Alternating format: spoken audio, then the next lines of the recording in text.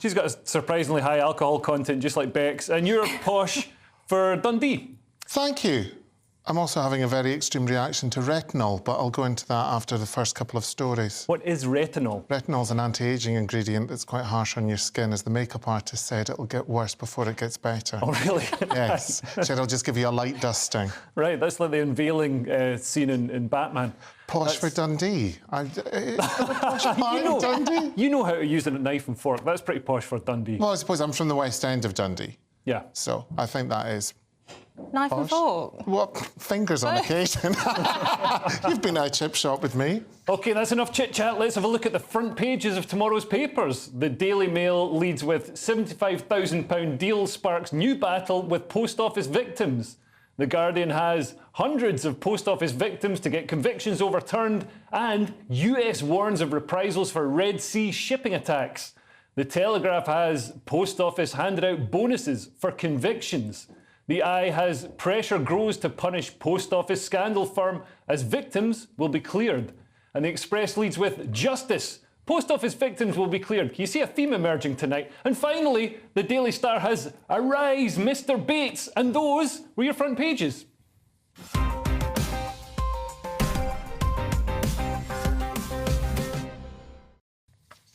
And Cressida, let's have a look at those front pages, starting with The Guardian. Starting with The Guardian, hundreds of post office victims to get convictions overturned. So Sunak's, he's finally found a... Oh, it's the Daily Mail. Well, we've got both, haven't we? Yeah. So Daily Mail are going with £75,000 deal sparks new battle with post office victims. So anyway... it moves on, and Sunak seems to be... He's kind of making the most of this because he's acting quickly and trying to impress everybody that he's taking swift action. I mean, I say swift action. Obviously, we've had 20 years build-up to this. Yeah. But now that it's on his desk... But now that people have found out about it, he's taking swift action. Now that somebody's made a drama about it, you know, a drama, not just a fuss, now people care. It's like the old thing, more people vote for Strictly than politics, isn't it? Now we've made it entertainment, it matters. Right, yeah, because, I mean, talking about drama, I'm surprised, Bruce, that there wasn't more of a fuss before. I know there have been various documentaries. It's sort of been simmering along. There have been journalists doing some investigative articles, but this hasn't really burst into the public consciousness. No, not until ITV did this drama. That seems to be the trigger, which is really kind of sad. And also, as well, I'd heard somewhere that apparently they're looking into Keir Starmer's involvement because he was to do with the Crown Prosecution Service or something at that time.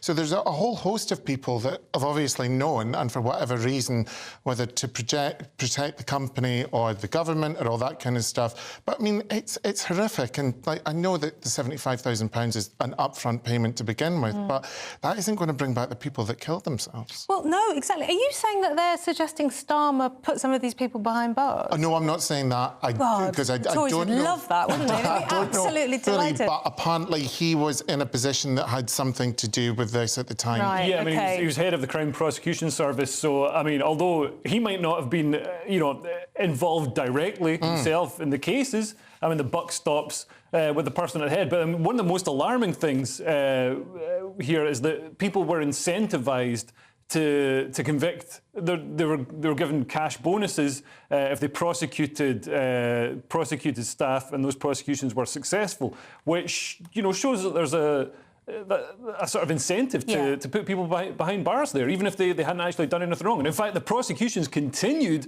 after the faults with the Horizon accounting software had become clear. It's just hideous. I mean, if the public thought that some people at the post office were taking people's pensions and swindling people out of money, you can see why people jumped on board. But at the same time, you think, how can 750 people have been accused of the same crime? It just doesn't... Yeah, it seems impossible. A common sense check would suggest, maybe we haven't suddenly got an epidemic of criminal postmasters. It's ridiculous. Some people have claimed that the scandal is racist.